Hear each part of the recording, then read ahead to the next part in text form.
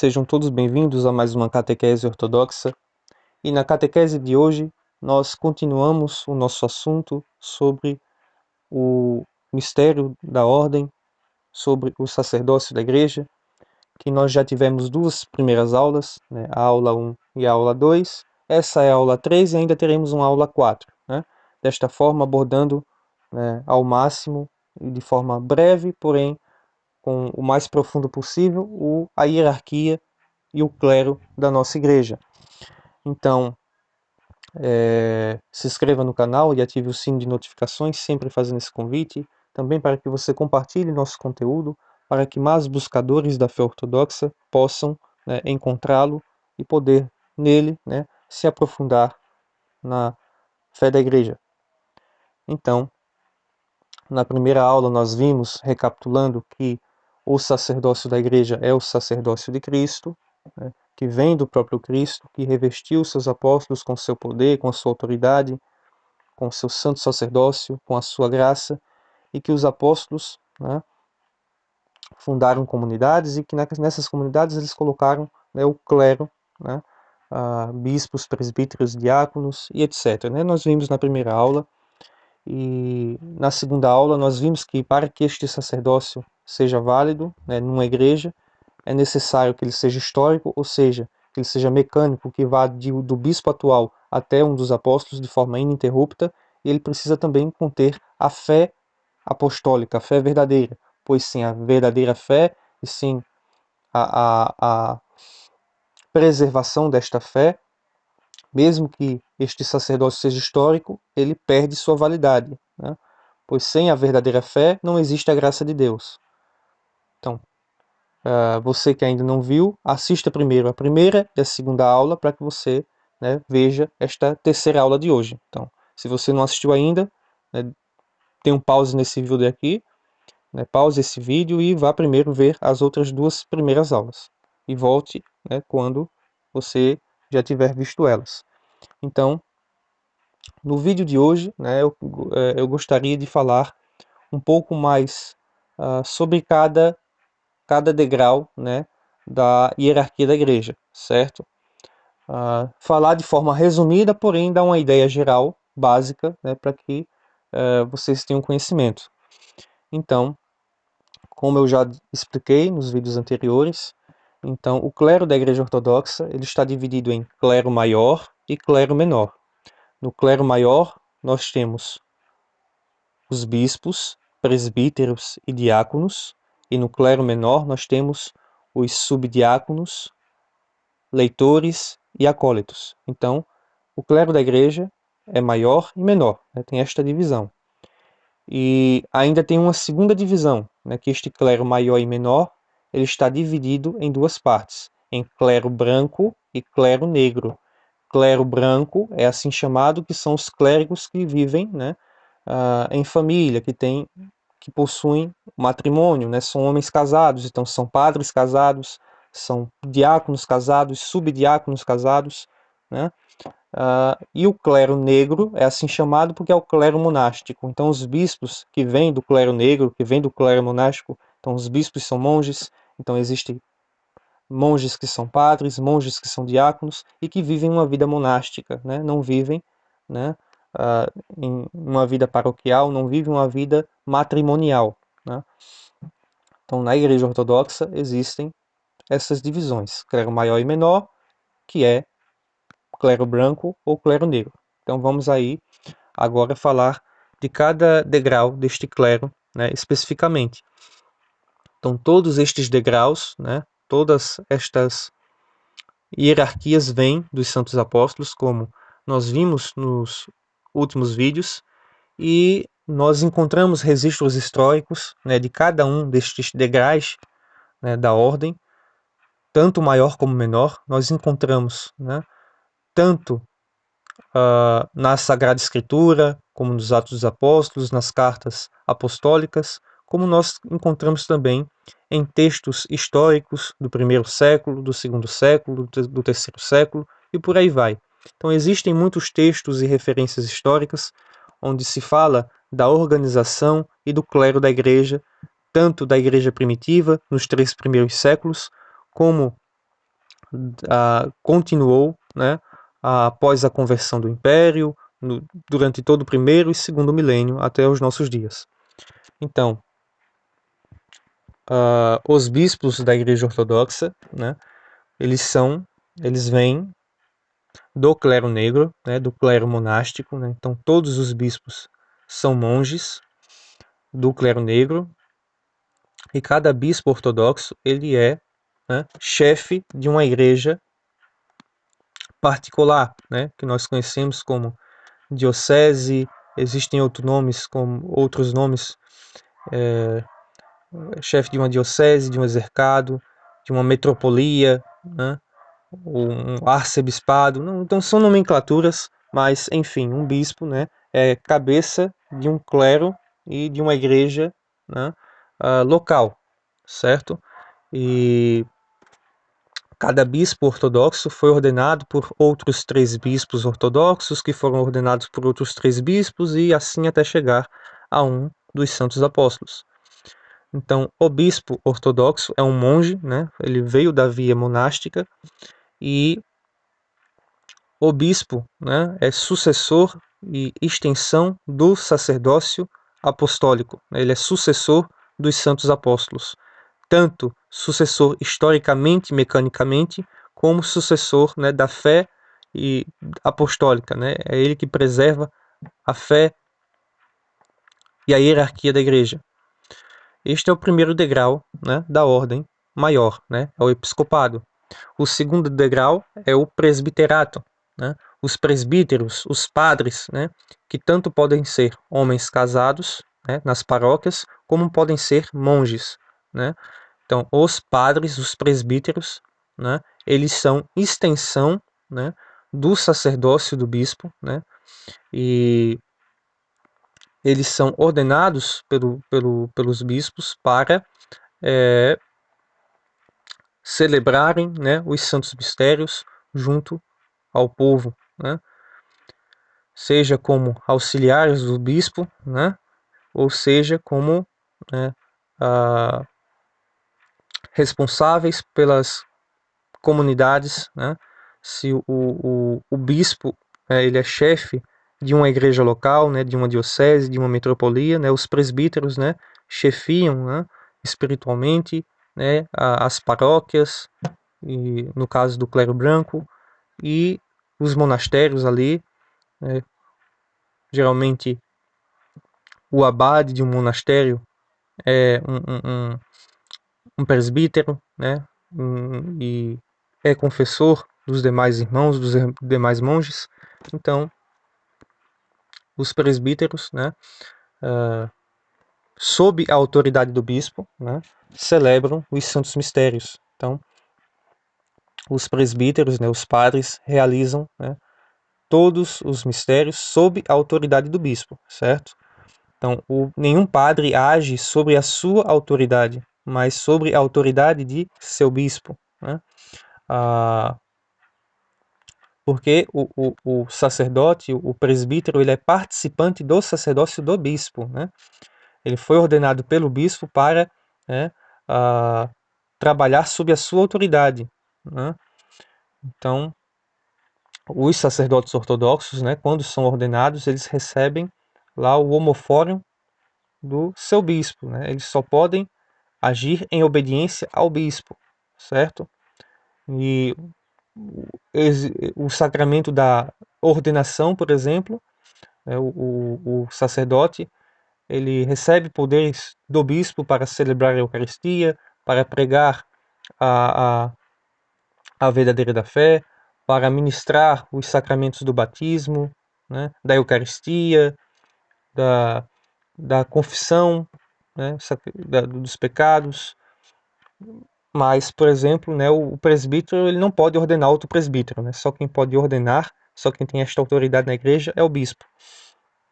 E nós temos, né, depois dos presbíteros, os diáconos, né?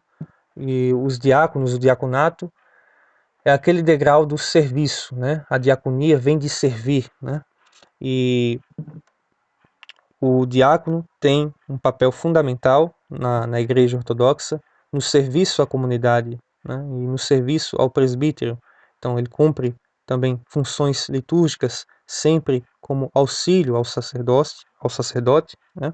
Seja um bispo ou a um presbítero, né? O diácono ele não ministra nenhum sacramento, tá certo? Mas ele auxilia, né, os sacerdotes, os bispos e presbíteros, né, na realização dos santos mistérios, e o diácono tem um trabalho importante de serviço, né, tanto à própria hierarquia, tanto aos sacerdotes como à própria comunidade, né? E os diáconos estão envolvidos, né, em várias formas, em vários trabalhos ao longo da igreja, seja das igrejas localmente ou das paróquias, né? Então, de forma resumida, o diácono, né, ele é ordenado, né, como servo, como aquele que acompanha e serve, né, os sacerdotes, os bispos e presbíteros, e ajuda o povo e pode realizar inúmeras funções que lhe forem determinadas, seja pelo bispo ou pelo presbítero, né? Então, funções catequéticas, e várias outras funções litúrgicas, né, que o diácono desempenha. Então, né, em outros vídeos eu posso falar mais especificamente, mas de forma mais detalhada sobre cada ordem, né? Mas aqui a ideia é uma visão geral, tá certo? Não é uma visão aprofundada, é só para ter uma ideia para quem não conhece ainda. Então aí nós temos o clero maior, né? Bispos, presbíteros e diáconos. Então, esse é o clero maior. E agora nós passamos ao clero menor, que começa com o subdiaconato, aí tem os leitores e tem os acólitos, né? Os subdiáconos, como a própria palavra fala, é um subdiácono, né? Ele é tonsurado, né? Ordenado também pelo bispo, assim como todas as ordenações vêm do bispo, tá certo? Então quem tem o poder e a autoridade para ordenar é o bispo, certo? Mas no caso da ordem menor, das ordens menores, né, arquimandritas ou arciprestes, né, um sacerdote sob a autoridade do bispo, em casos especiais e em casos um pouco mais raros, né, pode, né, tonsurar tanto o leitor como o subdiácono, né. Sob a autoridade do bispo, ele pode realizar, né, esta atividade em economia, né, em um caso raro de necessidade. Não, mas sempre quem ordena é o bispo, né? Quando um presbítero, ou seja, um arquimandrita, um arcipreste, né, realiza essa ordenação, ele realiza com autoridade e com a permissão do bispo, né, num caso muito específico. Mas o comum é que leitores e subdiáconos, né, eles sejam ordenados pelo bispo. Então, os subdiáconos, né, eles são ordenados para servir dentro do santuário, para tomar conta de alguns serviços específicos, né? Então, cuidado com as vestes, o cuidado com o altar, com os panos sagrados. Então, ele desempenha funções litúrgicas importantes e ele atua como ajudante do diácono, como ajudante do bispo, né? Então, os subdiáconos são ordenados para serem servos, né, do bispo, e de forma resumida é isso, né?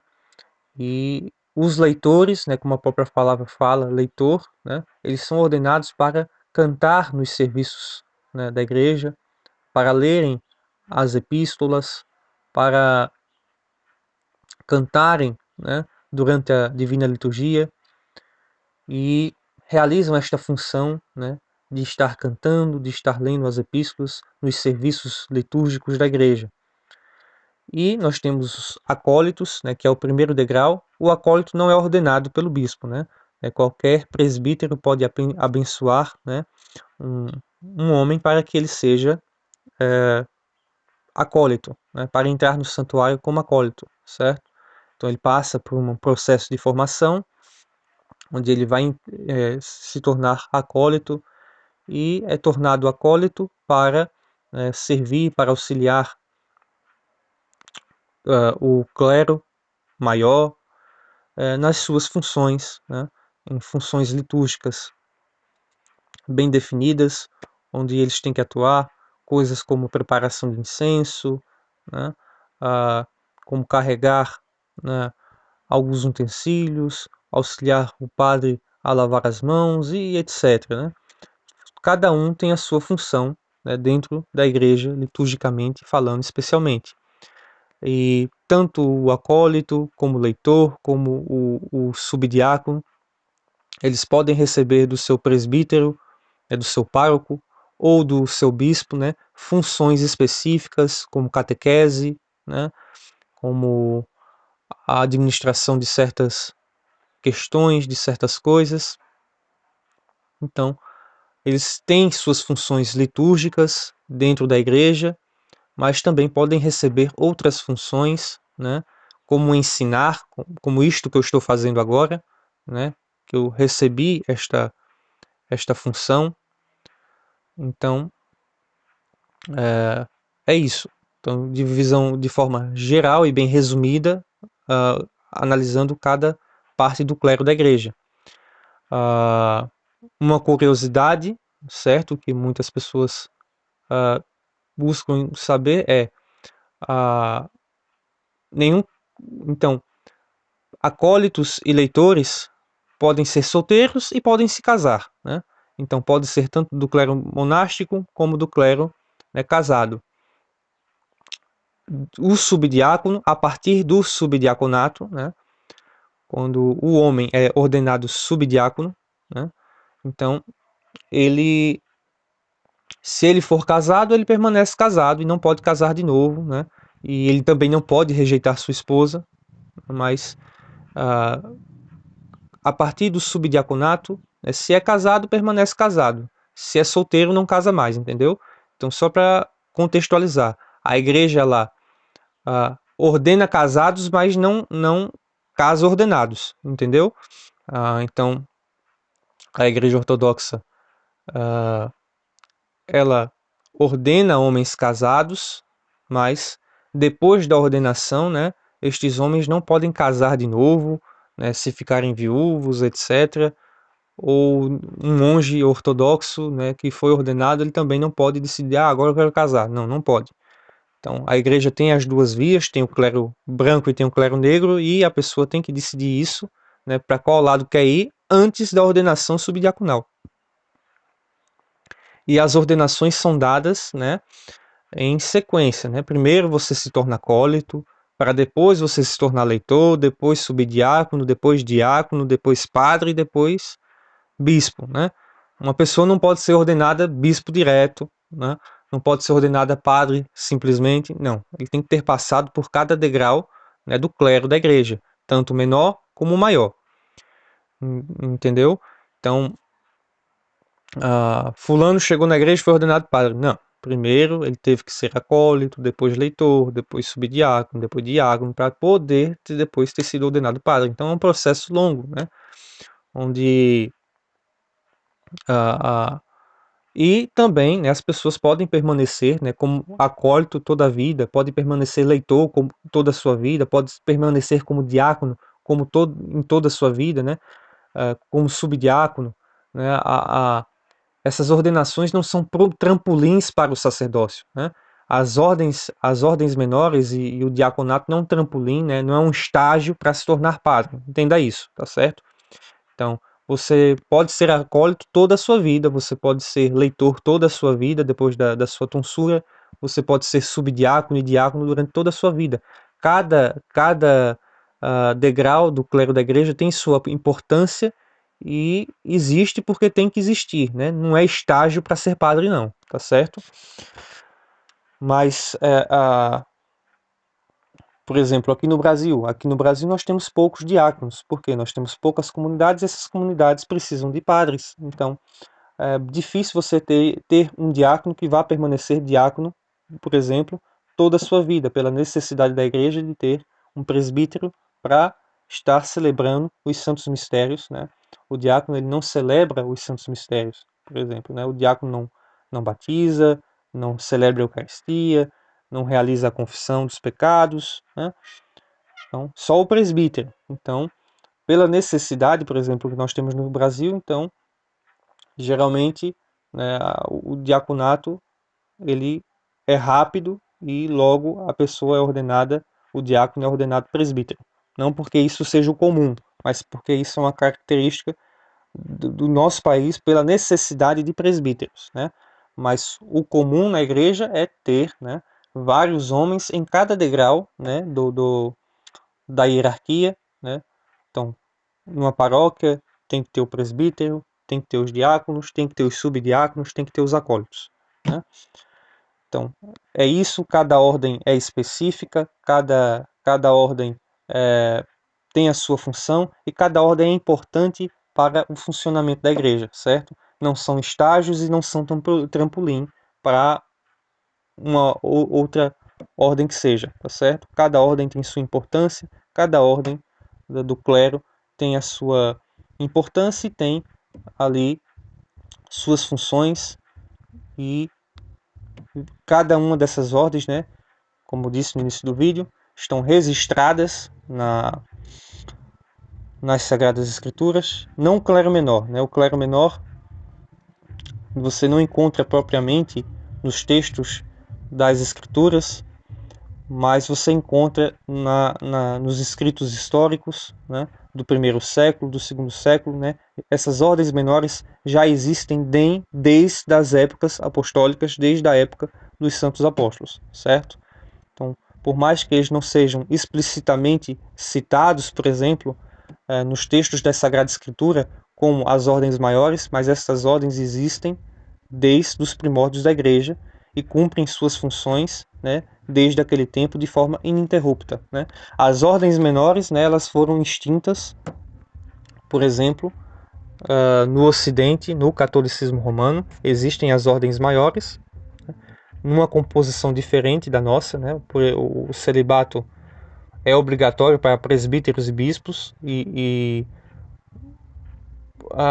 o diaconato, né, é um trampolim para o sacerdócio, mas já existe, né, um diaconato permanente para homens casados, né, subdiáconos não existe mais, né, leitores, qualquer pessoa pode ser, né, leitor hoje em dia, não é um estado clerical. A mesma coisa acólito, né, que são os chamados coroinhas, qualquer pessoa, homem ou mulher, né, pode ser a coroinha, geralmente as crianças, mas é diferente, né? Mudou, né? Mas é mais uma coisa que mudou na Igreja de Roma, né, com o passar dos séculos. Não é mais como na Igreja Ortodoxa, que preserva a mesma forma, a mesma política desde os santos apóstolos. Então foi isso, um vídeo um pouco mais longo, né? E para não ficar tão longo mais do que já foi, por isso, né, as explicações de forma um pouco mais breve de cada ordem da igreja, de cada, né, degrau, né, das ordens maiores e menores. Então é isso, se inscreva no canal, ative o sininho de notificações e, né, fique por dentro e aguarde a próxima aula, que também será postada, que é a última aula desta série, né, que será um pouco mais rápida do que esta, mas nós teremos. Então, até mais ver.